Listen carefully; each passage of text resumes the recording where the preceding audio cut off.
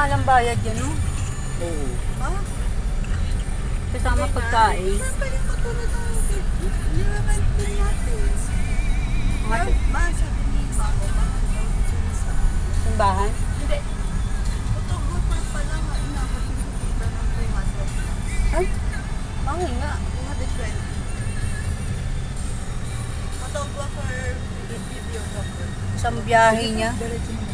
Sa labas, pwede kasi dito na. Isang biyaheng sahod.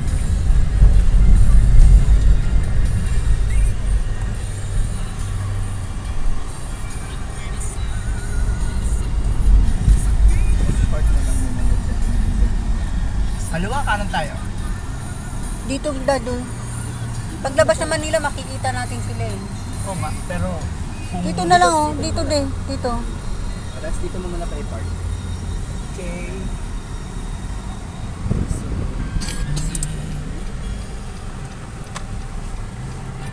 May dede ba yan?